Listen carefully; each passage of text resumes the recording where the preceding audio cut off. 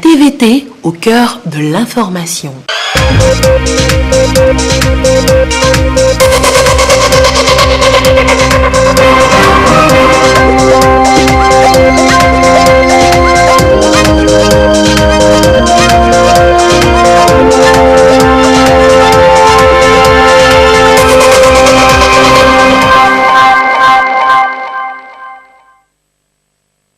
Il est 20h sur la télévision togolaise. Bonsoir mesdames, bonsoir messieurs. Voici d'abord les titres de ce journal. Le nouvel ambassadeur du Royaume d'Arabie Saoudite au Togo, Mechal Ramdan Al-Rogi, a présenté au chef de l'État Faure Gnassingbé ses lettres de créance. Le nouvel diplomate compte renforcer la coopération bilatérale entre son pays et le Togo. À suivre dans cette édition.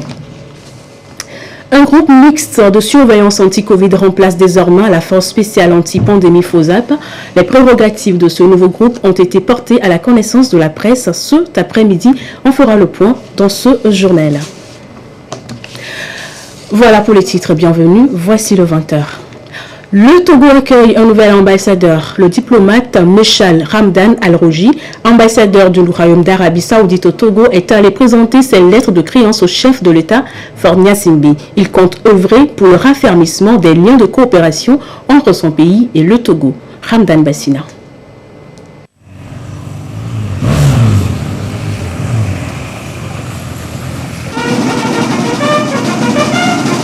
L'axe Riyad-Lomé se renforce davantage avec l'arrivée d'un nouvel ambassadeur. Son nom, Mechal Ramdan Al-Rogi, 54 ans. Le diplomate a pour résidence Accra. Cet amoureux de la diplomatie se veut un interlocuteur dans les relations qui lient l'Arabie Saoudite et le Togo.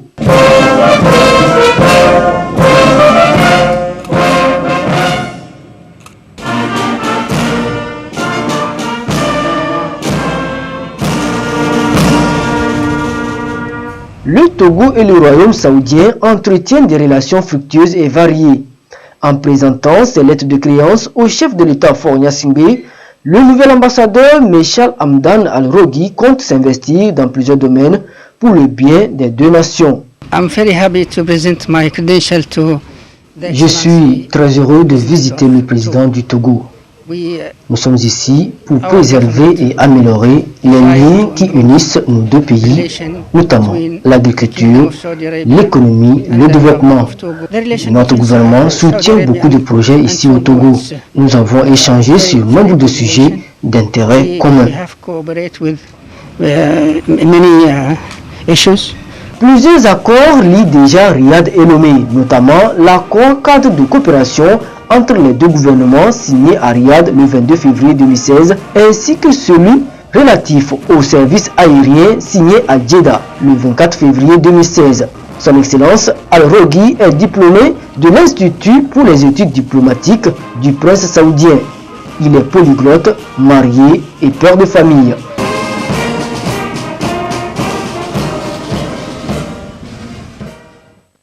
C'était à l'instant le nouvel ambassadeur du Royaume d'Arabie Saoudite au Togo qui a donc présenté ce jour ses lettres de créance au chef de l'État, Faure Gnassingbé. La suite de ce journal avec ce communiqué du ministère de l'Administration territoriale, de la décentralisation et du développement des territoires. Pour tenir compte de la lutte contre la propagation de la pandémie au Covid-19, le 16e anniversaire du rappel à Dieu du Père de la Nation, Feu Gnassingbé et Yadema, de vénérée mémoire sera célébré cette année de la façon suivante. Vendredi 5 février 2021. Prière musulmane à 13h dans la mosquée des chefs-lieux de préfecture en mémoire du Père de la Nation. Dimanche 7 février 2021, prière chrétienne dans les églises et temples des chefs-lieux de préfecture pour la même intention. Notez bien, pas de veillée le 4 février 2021, pas de célébration publique au palais de congrès de Kara.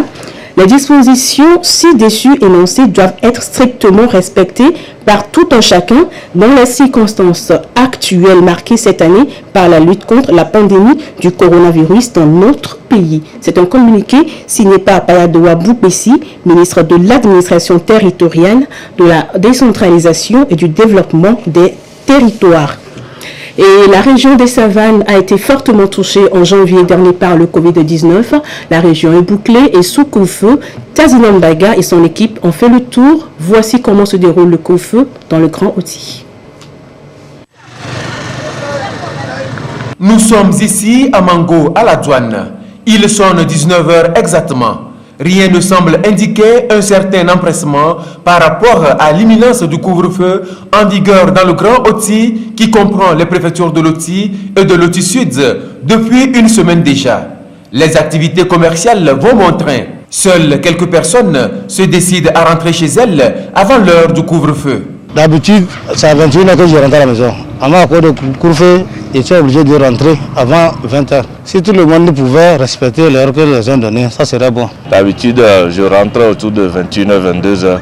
Mais compte tenu de l'urgence, le Covid-19 et le mot d'ordre du couvre-feu, nous faisons tout pour rentrer bien avant les 20h, l'heure du début du couvre-feu. Ça va de l'intérêt de tout le monde pour le respecter parce que les conséquences n'épargnent personne. On se protège et on protège nos proches en respectant le mot d'ordre. Il faut les mesures là que nous les respectons pour éviter la maladie. Nous ne pouvons que les remercier. Le premier responsable, c'est le chef de l'État et ensuite son gouvernement pour l'effort qu'ils font. C'est pas facile pour faire comprendre les gens. D'ailleurs, même d'autres ne pensent même pas qu'il y a la maladie. L'ambiance est restée ainsi jusqu'à 20h, l'heure du couvre-feu. C'est alors que la force spéciale mixte anti-pandémie Covid-19 FOSAP intervient pour faire respecter la mesure du gouvernement qui vise avant tout à réduire drastiquement les facteurs de risque évitables de propagation du coronavirus qui sont très exacerbés pendant la nuit. Voilà pourquoi, de façon pédagogique, la FOSAP amène les retardataires à entendre raison et à fermer boutique. Vous savez que là, déjà là pour le couvre-feu. Oui. Faites un effort, commencez par ramasser et vous fermez la boutique. Il n'y a pas de problème. C'est bon? Oui, c'est bon. Ok, commencez s'il vous plaît. S'il vous plaît, commencez. Oui, commencez. Merci beaucoup pour la compréhension.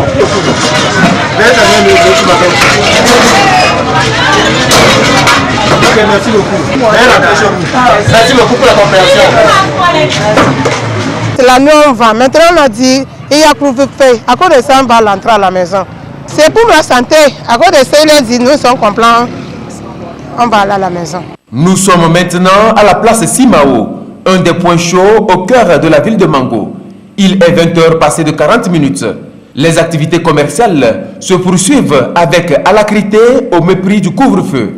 Ici aussi, la FOSAP, appuyée par le maire de la commune de Loti 1, passe par la sensibilisation pour faire comprendre la mesure du gouvernement. Et nous disons que c'est des mesures salutaires pour notre commune en particulier et notre préfecture en général. La situation de la pandémie est grave et il faut des mesures adaptées pour pouvoir juguler cette situation. C'est pour cette raison que nous avons jugé nécessaire d'accompagner la FOSAP dans ses actions de sensibilisation de la population à respecter le couvre-feu édité par le gouvernement. Si ces mesures ont été prises, c'est pour notre propre bien et qu'il est nécessaire de s'exécuter.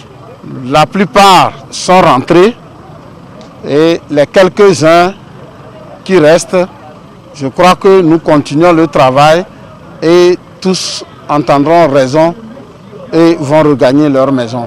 Dans le calme et avec détermination, mais aussi dans un esprit de dialogue franc, la FOSAP, avec le concours du maire de la commune de Loti 1, a pu convaincre les jeunes qui traînaient encore dehors à rentrer chez eux. À 22h, tout est rentré dans l'ordre, dans la sérénité de la nuit de Mango. C'est donc une lutte commune, la guerre contre le Covid-19. Elle est menée à tous les niveaux. Dans les entreprises, plusieurs dispositions sont prises pour faciliter le respect des mesures barrières. Presque un an après le premier cas confirmé au Togo, comment se déroule le quotidien dans les entreprises? Ulricha Mega a fait le tour de certaines entreprises. Son dossier nous est présenté par Sonia Aménico. Nul ne franchit ces barrières sans bavette et sans se soumettre au lavage des mains. La force spéciale anti-pandémie est bien présente pour la circonstance.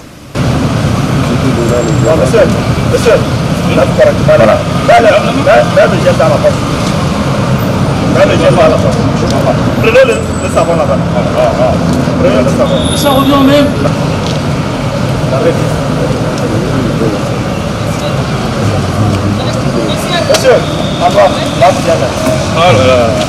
C'est n'importe quoi. Nous sommes au service de la documentation nationale. De l'enregistrement à la caisse jusqu'au dépôt, tout est dans les normes et au grand bonheur des citoyens conscients de la situation. Je crois que c'est une bonne initiative. Et quand on lave les mains, c'est pour pouvoir éviter le virus. C'est pourquoi ils ont mis cette mesure de sécurité. Et ça fait depuis un moment que je viens ici et je fais un grand constat. J'apprécie vraiment l'effort que fournissent les responsables du service des passeports pour faire respecter les mesures barrières. Quand on parle de santé, c'est tout le monde qui est impliqué. Je pense que le peuple togolais fait de son mieux afin que nous tous puissions évoluer pour rester en bonne santé. Dans les bureaux, tout ne semble plus être comme auparavant. Près d'un an après l'instauration des mesures restrictives dues à la pandémie au Covid-19, la garde est maintenue pour mettre personnel et clients à l'abri.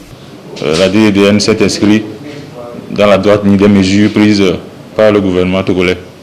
Ainsi, vous allez voir, nous avons observé un changement dans la manière de servir nos concitoyens. Déjà à l'entrée, il y a les dispositifs de l'arme qui ont été installés. Le port du masque est obligatoire. Les mesures de distanciation sociale ont été instaurées également. Nous avons réglementé l'affluence. On a doublé les postes de réception des postulants. Vous allez voir qu'il y a de l'autre côté un dispositif qui est installé pour également faire la réception des données. Qu'on n'a plus de contact direct avec les postulants. Dans cet esprit de lutte, les différentes structures ne faiblissent pas non plus. Bientôt 12 mois, la dynamique est presque la même partout. Le respect des gestes barrières a été un peu négligé par la population parce que, arrivé à un moment, il y a d'autres qui se disent que la maladie n'existe pas. Mais chez nous, nous exhortons tous les clients, en rentrant, en leur temps le gel hydroalcoolique pour qu'ils frottent leurs mains avant qu'on ne passe aux autres informations. Depuis le départ, ce que le gouvernement a instauré, on n'a pas négligé quoi que ce soit. Les gels sont là, il y a de l'eau, il y a tout ce qu'il faut pour respecter tout ce qu'on a dit. Le mot d'ordre, le respect des mesures barrières, seule arme pour être épargné et protéger les autres du Covid-19. Et ce mercredi 3 février 2021, le nombre de cas confirmés au Togo est de 5224, 58 nouveaux cas depuis hier, nombre de personnes guéries 4380, 28 nouveaux guéris, nombre de cas actifs 765 et 79 décès. Des chiffres communiqués par le professeur Moustapha Mijiawa, ministre de la Santé, de l'Hygiène publique et de l'Accès universel aux soins. Le Premier ministre chef du gouvernement a reçu en audience M. Georges Borossou, représentant résident de la Banque africaine de développement BAD, en fin de mission. Après 3 années passées à la tête de l'institution financière, le représentant est allé faire ses adieux au chef du gouvernement et les échanges ont porté sur les 3 ans de coopération et les perspectives. M. Georges Borossou s'en va tout en gardant de très bons souvenirs du Togo qu'il considère désormais comme sa deuxième patrie, a-t-il confié à Yasmine Kodia. Nous l'écoutons. Faisant ses adieux au Premier ministre chef du gouvernement, le représentant de la Banque africaine de développement au Togo est revenu sur son séjour des 3 ans au Togo tout en se félicitant de la bonne coopération entre le Togo et son institution. Je suis venu voir Madame le Premier ministre, chef du gouvernement, pour échanger sur mon passage ici, passage parsemé de très bonnes actions de part et d'autre. Donc je suis venu lui dire au revoir, la remercier personnellement pour son appui constant durant tout mon séjour ici, témoigner de ma reconnaissance et de ma gratitude au président de la République et à son gouvernement pour toute la chaleur dont j'ai bénéficié. Ensuite, nous avons échangé sur les perspectives d'avenir pour ce qui concerne la coopération entre la BAD et le Togo. Et ensuite, j'ai dit à Madame le Premier ministre que j'ai fait du Togo ma seconde patrie pour avoir passé 3 bonnes années ici. Enfin, j'ai loué et magnifié la clairvoyance et la vision de son Excellence, Monsieur le Président de la République, pour avoir réussi à faire du Togo une destination prisée et préférée des bailleurs de fonds et autres partenaires techniques et financiers. La Banque africaine de développement a toujours soutenu le Togo dans ses projets et programmes de développement et son engagement pour l'actuelle feuille de route gouvernementale s'élève à 265 milliards de francs CFA. En 2018, que l'antenne régionale de l'Agence nationale d'appui au développement à la base, ANADEB Kara, a créé les groupes d'épargne. Ils viennent en appui à la promotion de l'autonomisation des femmes. Les résultats ne se sont pas fait attendre. Alors, comment fonctionnent ces groupes et qu'est-ce qui a marché en 2 ans d'exécution? Les éléments de réponse avec Nestor Mouzo. Au titre du SAIEG, programme de soutien aux activités économiques des groupements, l'Agence nationale d'appui au développement à la base, ANADEB Kara, a mis en place des GE, groupes d'épargne, dans son ressort territorial. Ces groupes fonctionnent suivant un système de gestion transparente, communément connu sous le nom de 3 clés.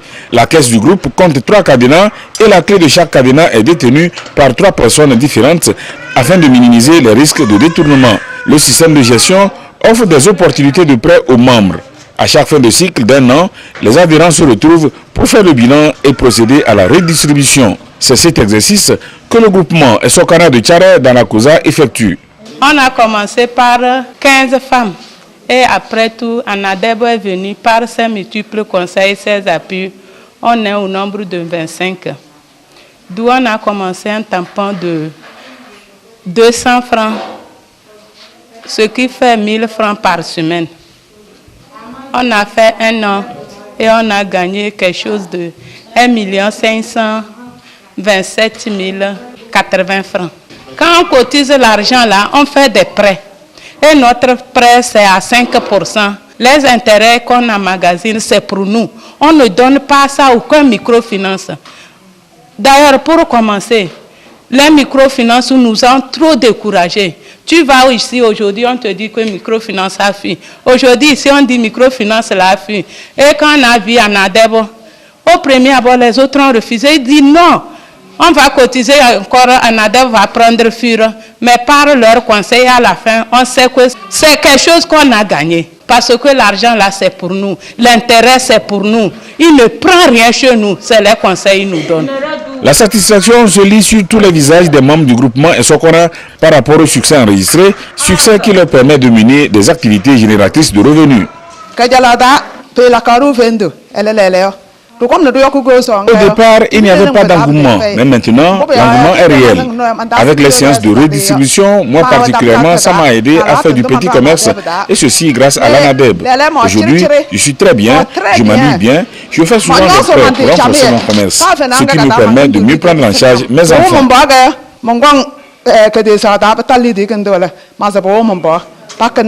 Pour l'année 2020, 13 groupes d'épargne ont été créés dans la région de Dakar. Depuis 2018, ce sont 30 groupes d'épargne qui ont été mis en place dans la région pour un total de 656 membres. Ces groupes, pour le compte de l'année 2020, ont capitalisé plus de 22 519 000 francs CFA. La comptabilité et la vie associative, une formation y est consacrée. Elle est initiée par le ministère du Commerce, de l'Industrie et de la Consommation locale. C'est au profit des femmes de l'association Solidarité pour l'épanouissement des femmes commerçantes du Togo. Aimé Alpha et Abidé Nyasimbi nous font le point. Les commerçantes formatrices du CEFECTO, Solidarité pour l'épanouissement des femmes commerçantes. Ici, c'est l'école de la fiscalité et de l'organisation de la vie associative.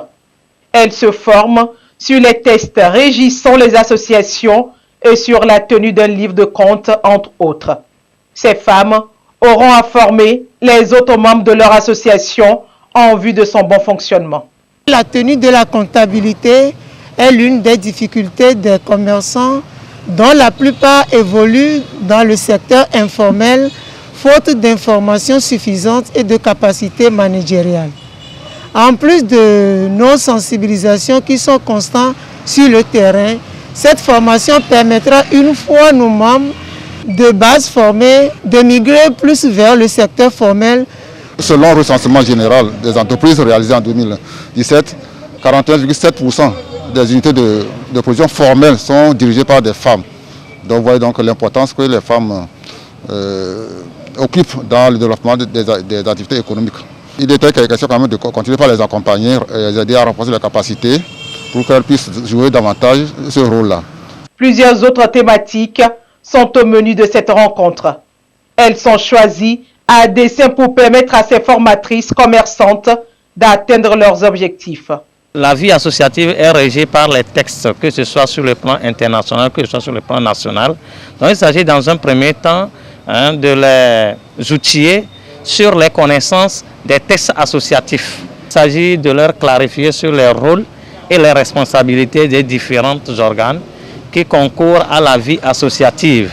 Il sera également question de leur parler de la gestion des activités. L'association vit des ressources de ses différents membres.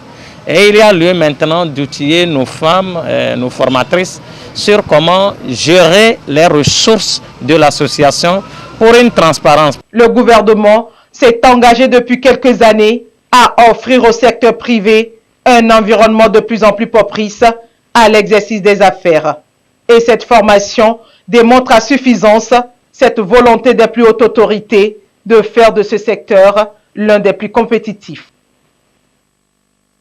La consommation des produits locaux, elle est fortement encouragée par le gouvernement togolais et passe aussi par une bonne conservation des produits agricoles. Dans la région des Savanes, les producteurs optent pour la méthode traditionnelle de conservation. Alors, quelles sont les mesures prises par le gouvernement pour accompagner les producteurs agricoles?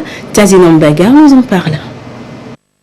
Dans la région des Savanes, la saison sèche rime avec les moissons et les différentes activités post-récolte.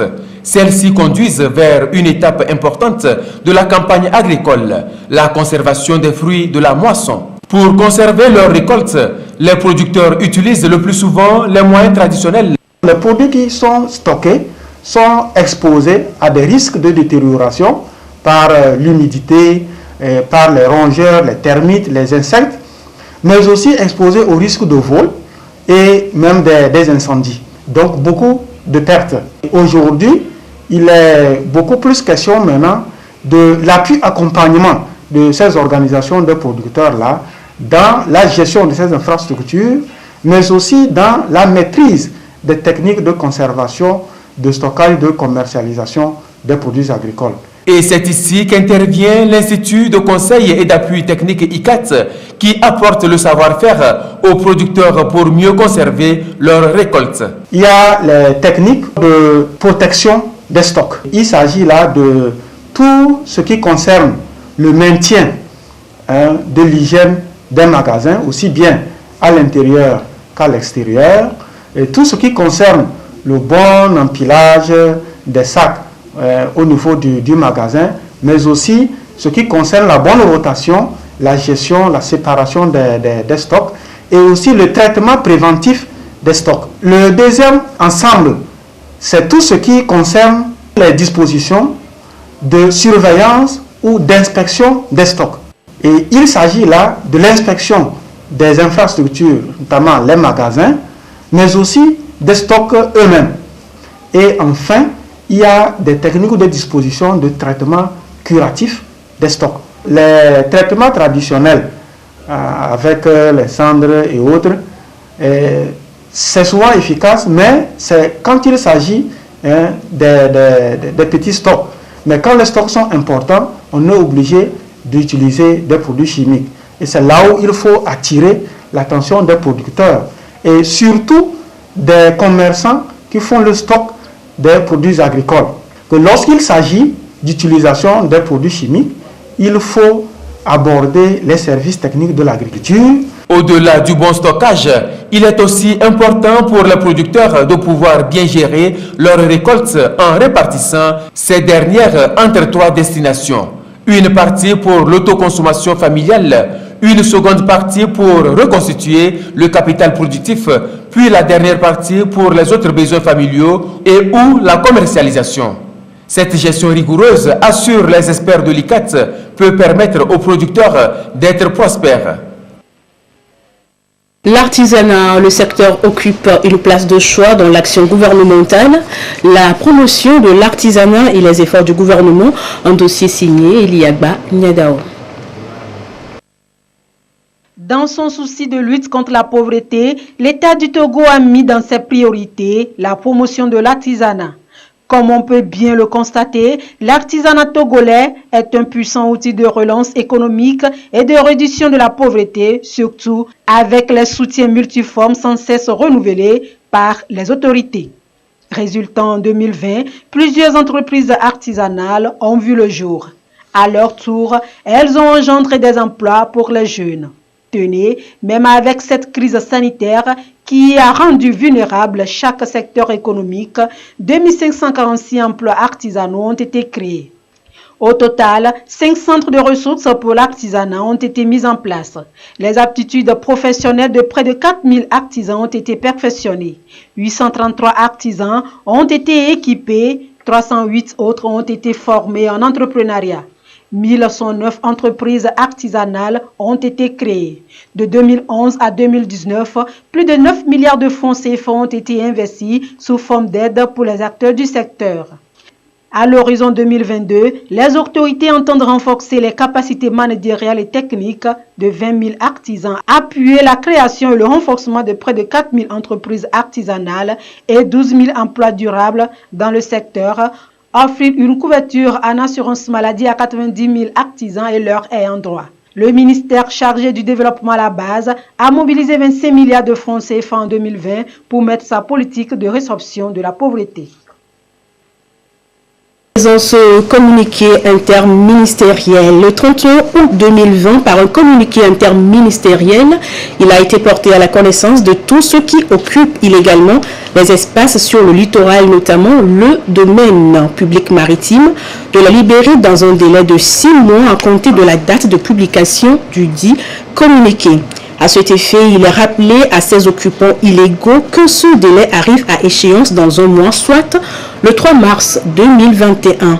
Par conséquent, à partir de cette date, les dispositions législatives et réglementaires sanctionnant ces infractions seront appliquées dans toute leur rigueur. Un communiqué conjointement signé par le ministre d'État, ministre de l'Administration territoriale, de la décentralisation et du développement des territoires, Payadoa Boukbessi, ministre de la Sécurité et de la Protection civile, le général Yark Damham, le ministre de l'Économie maritime, de la Pêche et de la Protection côtière, Kokou Edem Tengue, et le ministre de l'Urbanisme, de l'Habitat et de la Réforme foncière, Kofi Tcholenyani. Je vous fais une fois encore lecture de ce second communiqué du ministère de l'Administration territoriale, de la décentralisation et du développement des territoires. Pour tenir compte de la lutte contre la propagation de la pandémie au Covid-19, le 16e anniversaire du rappel à Dieu du Père de la Nation, Fonyasimbe Yadema, de vénérée mémoire, sera célébré cette année de la façon suivante. Vendredi 5 février 2021, prière musulmane à 13h dans les mosquées des chefs-lieux de préfecture en mémoire du Père de la Nation. Dimanche 7 février 2021, prière chrétienne dans les églises et temples des chefs-lieux de préfecture pour la même intention. Notez bien, pas de veillée le 4 février 2021. Pas de célébration publique au Palais des Congrès de Kara. Les dispositions ci-dessus énoncées doivent être strictement respectées par tout un chacun dans les circonstances actuelles marquées cette année par la lutte contre la pandémie du Covid-19 dans notre pays. Un communiqué signé par le ministre Payadoa Boukbessi de l'administration territoriale, de la décentralisation et du développement des territoires. On en parlait en début d'édition, réunion hebdomadaire ce mercredi de la coordination nationale de riposte au Covid-19. Face aux hommes et femmes des médias, la coordination a fait le point sur l'évolution de la situation sanitaire au Togo. Elle a également annoncé la création du groupe mixte de surveillance anti-Covid-19 qui remplace la force spéciale anti-pandémie FOSAP. Et nous y reviendrons dans nos éditions ultérieures. Ainsi s'achève cette randonnée de l'information. Merci à vous de l'avoir suivi. Bonne soirée chez vous et à bientôt.